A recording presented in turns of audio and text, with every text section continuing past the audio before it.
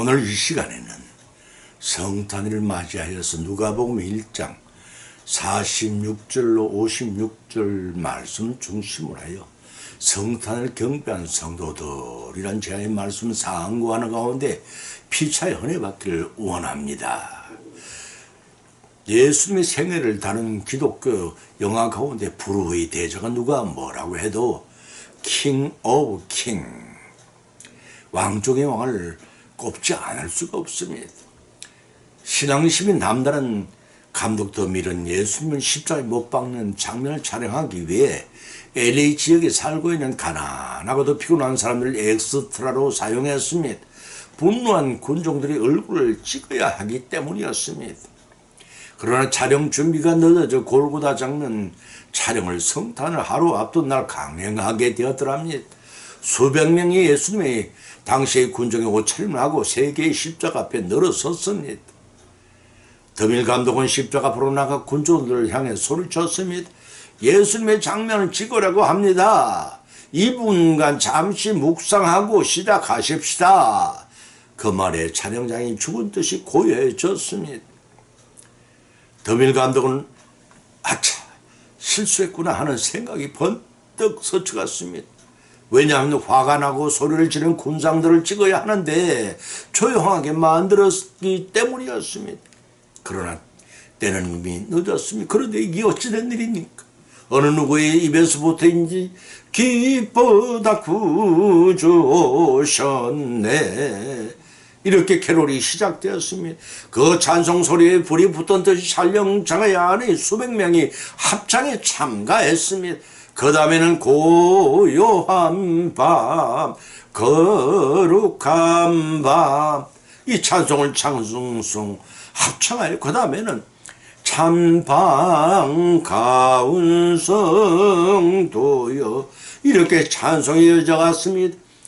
캐롤은 계속되었고 거칠고 피곤한 군종의 얼굴에 눈물이 흐르고 있었습니다. 비록 촬영용 세트였지만 예수님이 십자가 앞에서 무엇인가 새 출발의 결심을 하고 있는 것이 역력하게 군종들의 얼굴에 나타났습니다. 인단의 촬영은 대성공이었습니다.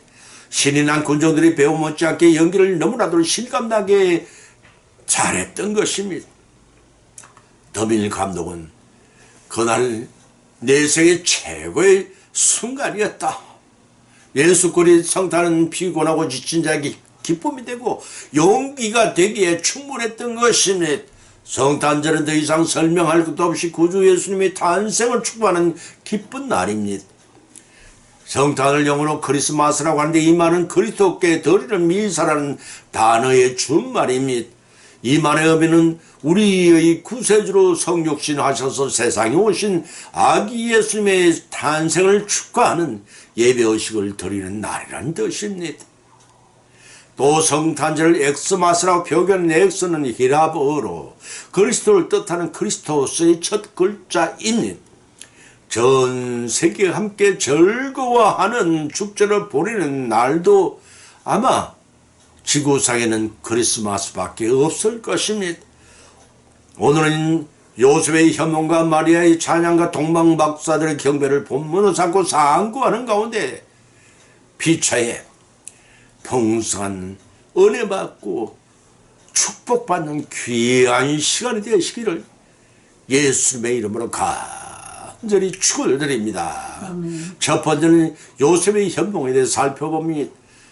마태복음 1장 18절 28절을 발췌하여 봉독하면 마리아가 요셉과 정혼하고 동거하기 전에 성령으로 잉태된 것이 나타났더니 요셉은 어려운 사람이라 저를 드러내지 않고 끊고자 할 때에 주님의 사자가 현몽하여 요셉아, 마리아 데려오기를 무서워하지 말라.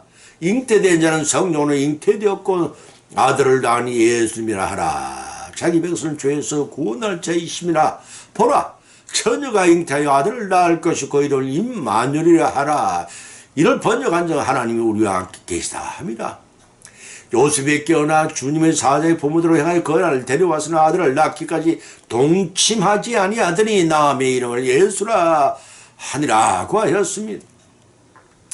하나님은 영이신지라 당신의 뜻을 전하는 방법은 여러 가지가 있습니다.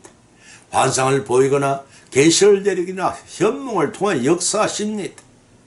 여기서 현몽이는 나타날 꿈에 나타나는 바를 가리킵니다. 본문의 요셉은 믿음의 조상 아브라함으로부터 42대 되는 다윗의 자손으로서 가브리엘 천사가 나타나 현몽한 내용이 바로 본문의 말씀입니다. 요셉은 정혼자 마리아가 자기와 동침한 적이 없는데 임신을 해서 고민 중에 있었습니다. 당시 유대의 율법에 의하면 처녀나 정혼한 여자가 외간 남자와 정사를 해서 임신을 하게 되면 돌로 쳐 죽임을 당하도록 되어 있었습니다. 고민 중인 요셉의 꿈속에 나타난 천사로부터 성령으로 잉태니 두려워하지만 데려오라는 것입니다. 그 당보다 놀랍지만 더욱 놀라운 사실은 동정녀 마리아가 출산할 날 아이의 이름을 구세주라는 뜻을 지닌 예수라는 이름을 사용하라는 것입니다. 그뿐만 아니었습니다. 그 이름을 하나님이 우리와 함께 하시는 뜻을 가진 임마누엘이라는 뜻을 가지고 또 있다고 했습니다.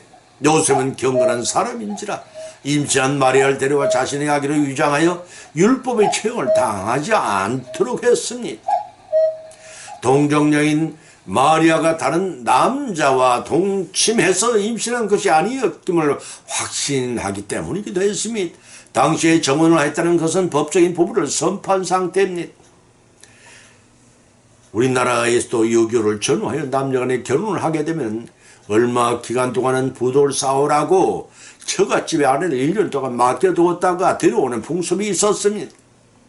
당시 요셉도 마리아를 처가에 맡겨둔 상태였습니다. 요셉이라는 이름도 하나님께서 더 하신다는 뜻을 가지고 있는데 그 내용이 아름답게 처신한 신실한 믿음의 소유자이기도 했습니다. 얼마나 하나님 말씀에 순종하였던지 마리아를 데려와 출산하기까지 동침하지 아니하였고 아들을 낳자 그 이름을 예수로 부르도록 했습니다. 과연 오늘날 남성들이 요셉과 같은 경우를 당했다면 용납해 봤을까를 생각해 보게 됩니다. 그런 의미로 요셉은 참으로 의인이었습니다.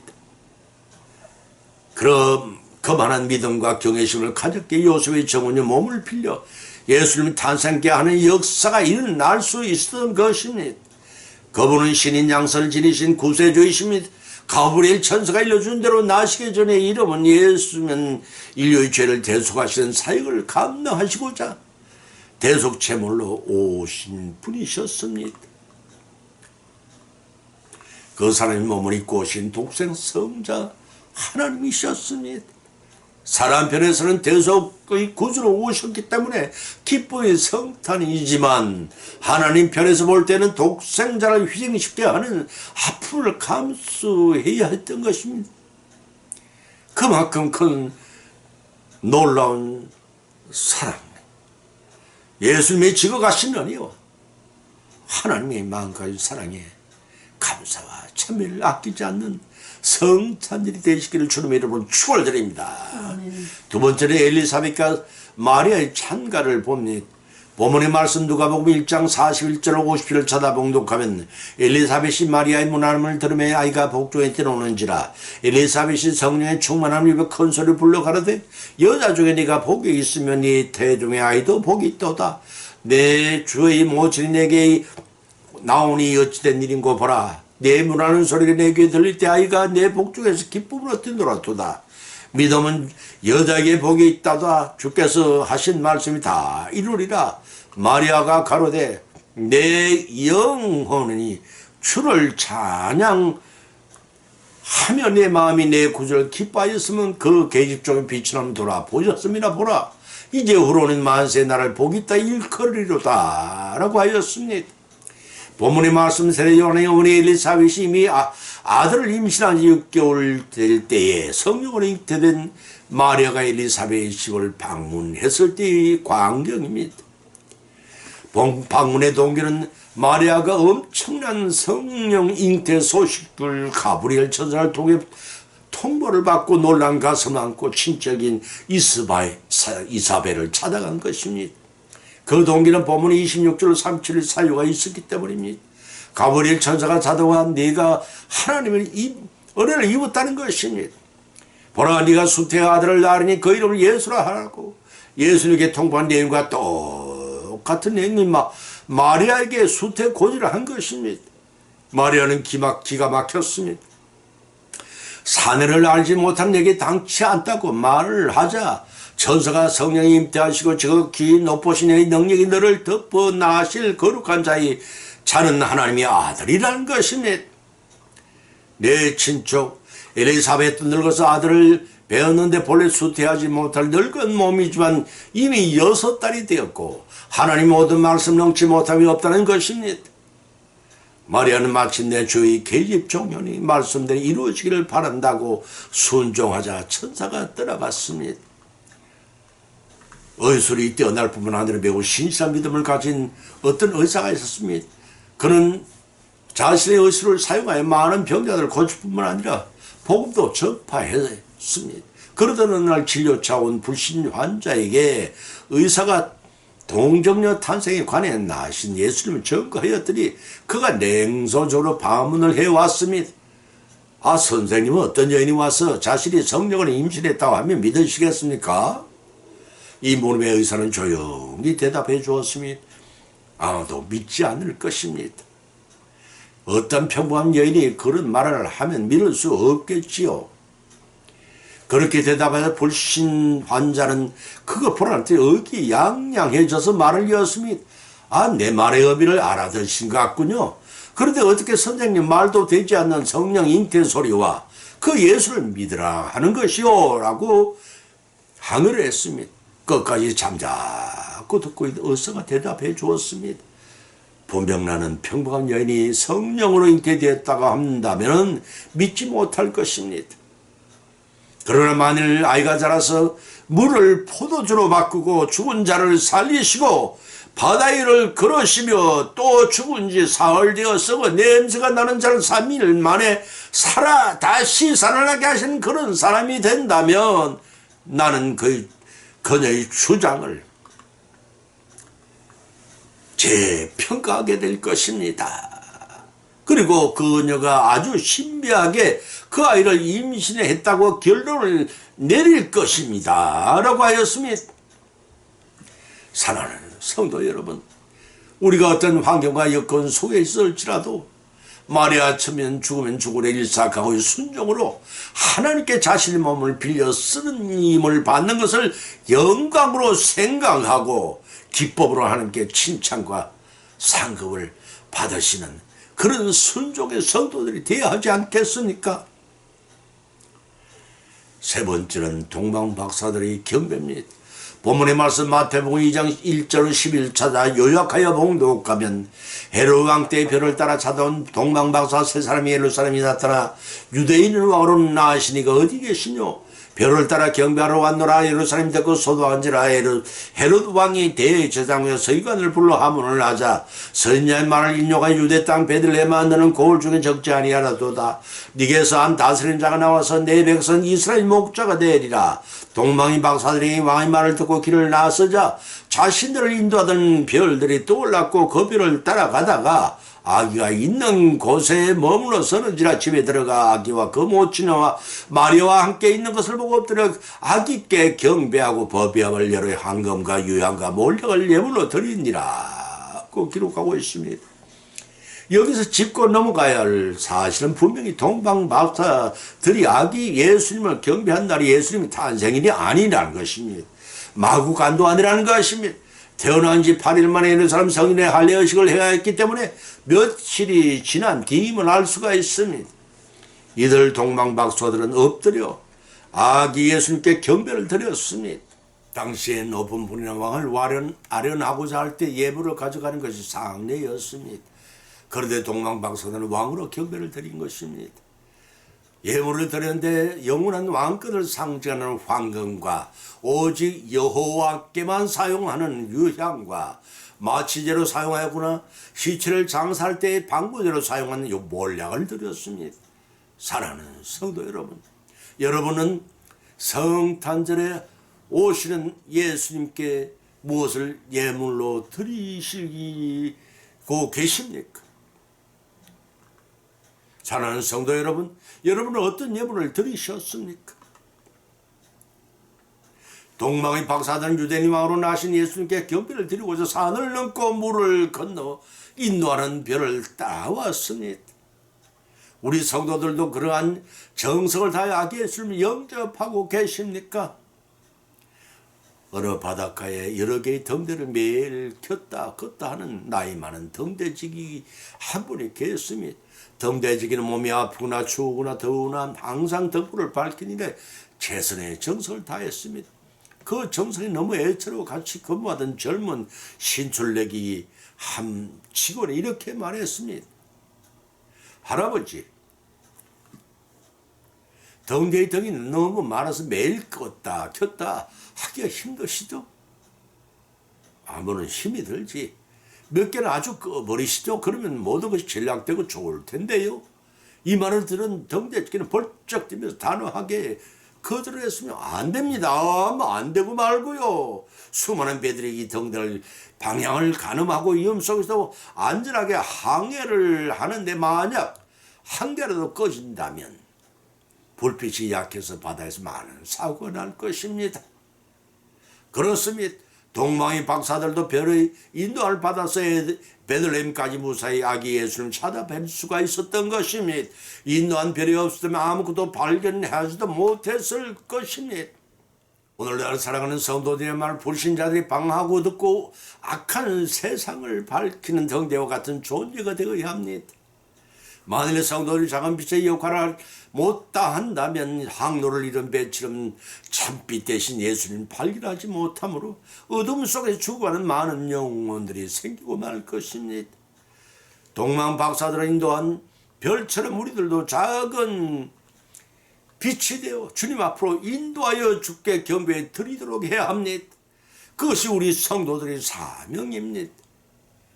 믿지 않던 동방 박사들 먼 길을 찾아와 경배 드렸는데 생명의 빛을 주시려고 우리를 찾아주셨고 장차 재림하실 주님께 무엇을 맞이하고 어떤 모습을 영접하신 것인가를 들어켜보는 귀중한 시간이 되어야겠고 감사하는 시간이 되어야겠습니다. 결론이 맺습니다. 아기 예수님의 탄생은 지극히 높은 곳에서는 하나님께 영광이요 땅에서는 기쁨을 하심을 입은 사람 중에 평화로다. 누가복음 2장 14절에 통해서 천사들의 찬송이 곧 우리 성도들의 찬송이 되어야 합니다. 오늘의 본 말씀은 상고하는 가운데 각자 믿음대로 은혜를 받았고 또한 세 가지 교훈을 받은 줄 압니다. 그 첫째는 요셉의 현몽입니다. 가브리엘 선사의 현몽을 하나님의 말씀을 믿고 끝까지 믿음을 지켜나가는 인내를 배우라는 것입니다. 두 번째는 엘리사벳과 마리아의 경배입니다. 어떠한 역경과 환경 속에 처하리랄지라도 죽으면 죽으려 일사각오의 정신으로 하나님의 말씀에 순종하여 오히려 사용해 주심을 찬송하는 믿음이 있어야 합니다. 세 번째는 동방 박사들의 경배입니다. 산을 넘고 물을 건너 유대인의 왕으로 오신 아기 예수를 찾아뵙고 경배를 드린 것처럼 우리도 생명의 구주로 오셨고 심판주로 오실 주님께 진정한 경배를 드려야 한다는 것입니다. 이러한 교훈을 받은 것으로 그치지 마십시다. 요셉에게서 배운 믿음을, 마리아에게서 순종을, 동방 박사들에게 경배를 배워서 아기 예수님이 오셔서 생명을 주셨고 장차 심판으로 오셔서 온전한 구원을 성취케 하시려고 오신 예수 그리스도께 찬미와 영광을 세세무궁토로 돌려드리는 저와 여러분이 신앙생활이 되시기를 예수님의 이름으로 축원드립니다. 찬송가 115장을 올리겠습니다.